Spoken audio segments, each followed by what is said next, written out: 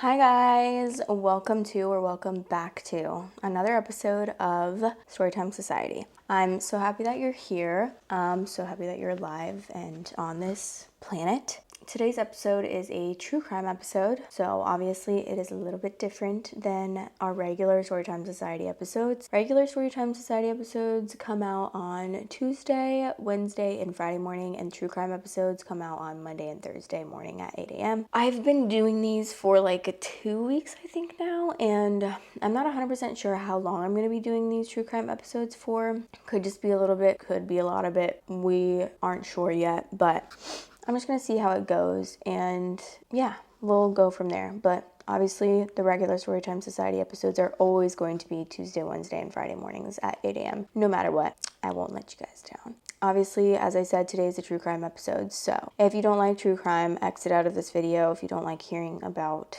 death and anything relating to death, murder, killing, anything like that, just don't watch this video because you will not like it. You can go watch another Storytime Society episode, a regular episode, if you want. And yeah, we're going to get into the episode. Today's case is the case of Mary Vincent, which I have actually listened to and read a lot about previously. Like a couple years ago, I read and listened about this story, and it is an insane story, and it is one of a lot of resilience. This woman is incredible for surviving what she survived and just being able to overcome what happened to her, which is like the craziest thing ever. But we're just going to hop right into the episode.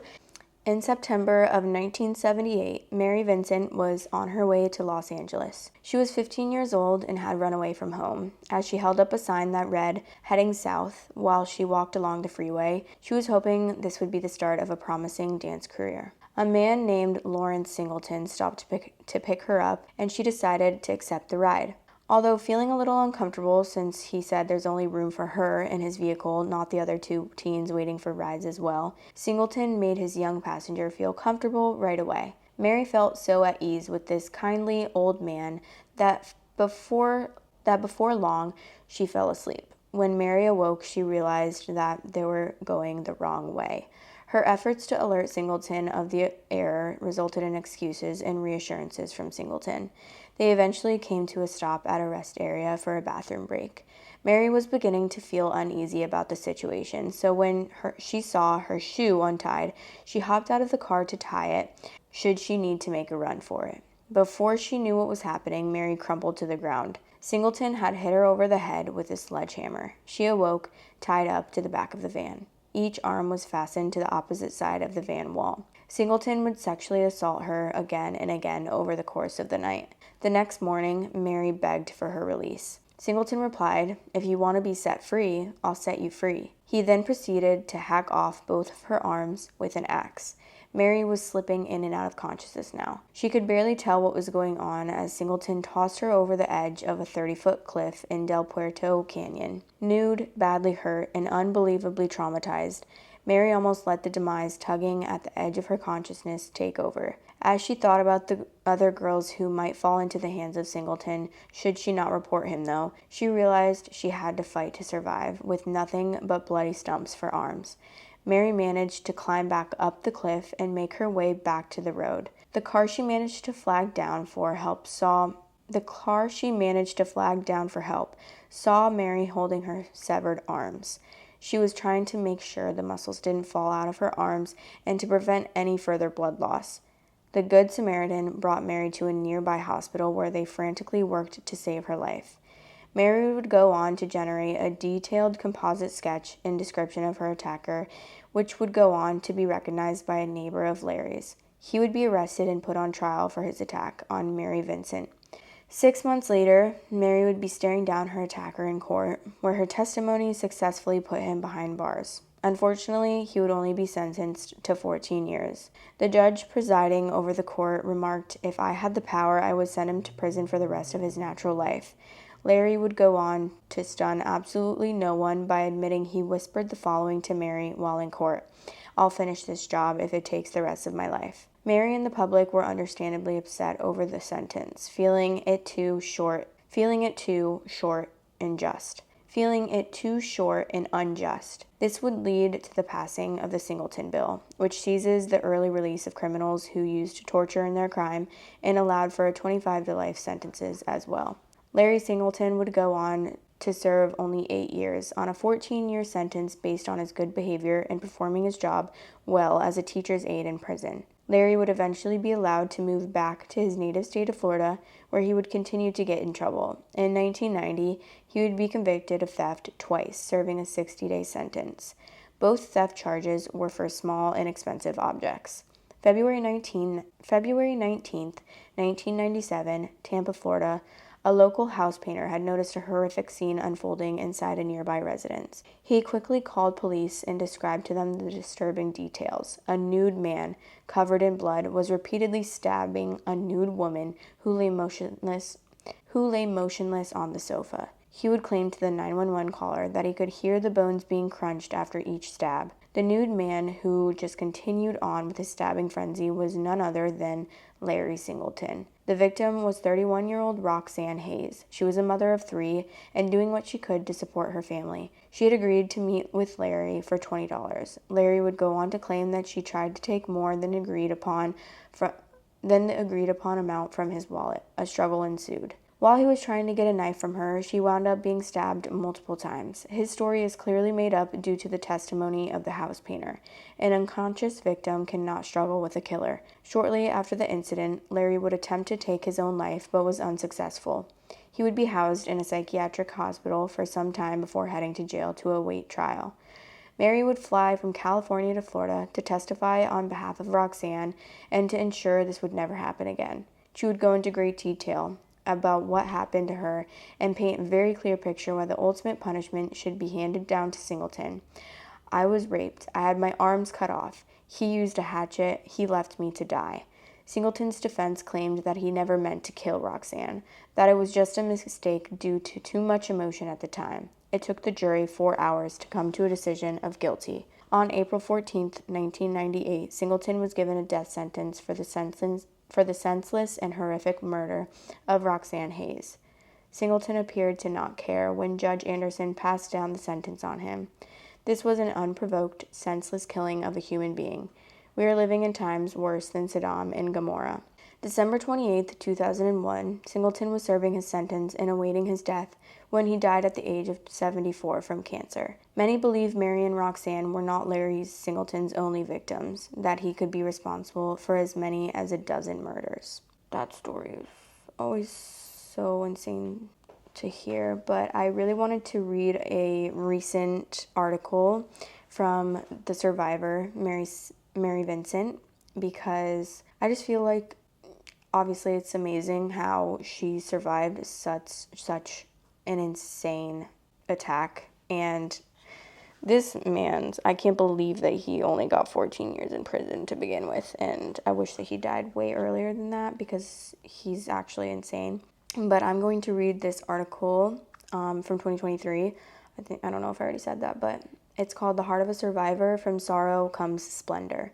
Finding happiness has a negative effect on Mary McGriff's art, but not on anything else. Be advised, this article describes a violent sexual assault. Okay, 14 years ago, Mary McGriff was exhausted, tired after more than 3 decades of powering through excruciating pain, bottling up all her pent-up anger, hanging on to vengeful hatred, and battling what felt like endless depression. Trauma devastates a person, she said. September 2023 will be 45 years since the former Mary Vincent, then 15 years old, took a ride with the wrong person while hitchhiking from Berkeley, California to the Los Angeles area. Later that night, she was kidnapped, violently raped, and had her arms cut off below the elbows with a butcher knife before being left to die in a culvert in a secluded ravine near Modesto. Alone and losing blood, she somehow was able to muster the courage and energy to crawl out and walk 3 miles to find help. Based on the information she provided, police arrested her attacker, 51-year-old Lawrence Singleton, less than 2 weeks later in Nevada. He was eventually convicted and sentenced to 14 years in prison. McGriff spent a month in the hospital recovering from various injuries, including the surgical amputations of her arms and adjusting to her new prosthetics. I was so talented with my hands before the attack, said McGriff. Now 60 and living in Vaughan with her husband, I could do anything, play instruments, do hair and makeup, pottery, paint. The one thing she didn't have a grasp on was drawing. It didn't come naturally to her, and anything she drew didn't turn out right. Then, out of nowhere, it seemed she developed a talent for it. What changed? I lost my hands. For the first few years after the attack, McGriff didn't want to sleep. She did anything she could to avoid the nightmares stemming from her trauma. One night, soon after she got out of the hospital, she was staring at herself in a little mirror in her bedroom, and without realizing it, she was gripping a pencil with the metal prongs of one of her new prosthetic arms, and she started drawing herself. It looked just like me, and then I drew a horse that actually looked like a horse. While many people have the shakes or the jitters, McGriff said the advantage of her prosthetic hands is it gives her an easy, smooth stroke when she draws or paints. But along with little sleep, she was suffering from big bouts of depression. At the time, the only things she used to treat her mental health were art and reading, two places she could go to escape the real world. It seemed to draw me out of the pit of hell, and I felt good for that moment, she said.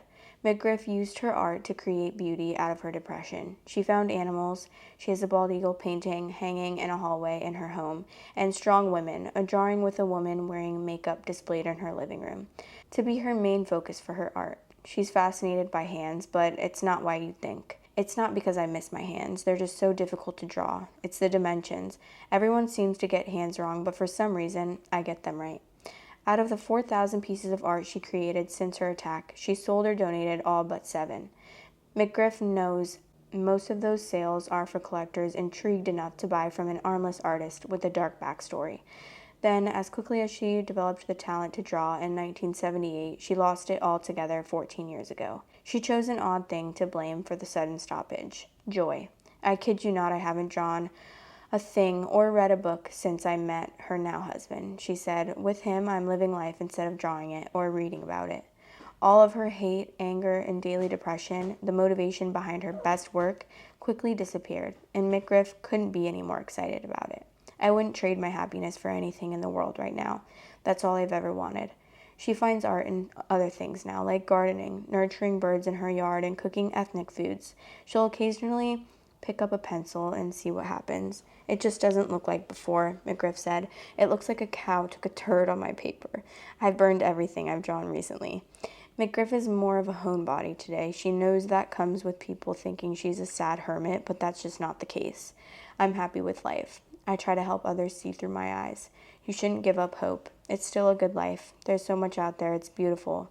It's not a matter of looking for it or making it happen. You should just accept happiness when it does come to you.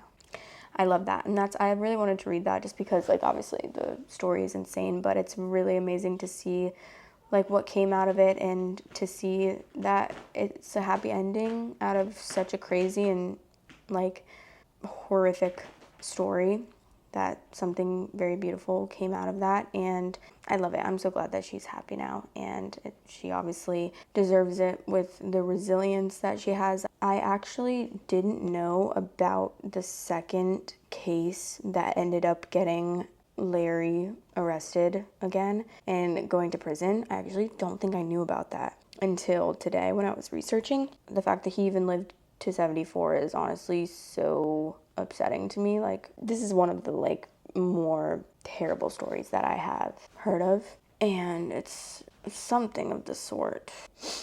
But that is today's true crime episode. Let me know what you thought of this case and if you've heard of it before, because obviously it is a pretty popular case. It's up there, and a lot of podcasts and videos have been done about it. I've listened to a lot of, I think I actually watched like a documentary on it a few years ago. I could be wrong, but I'm pretty sure I remember watching, like, maybe it was like a 60 Minutes episode or something. I don't know, it was something like that. But yeah, let me know what you think of this case and how you think that it was handled and how he died and all of that. Let me know what you thought of this story, and let me know if you have any recommendations for other cases that I should cover or read about, and I hope you have a beautiful rest of your day.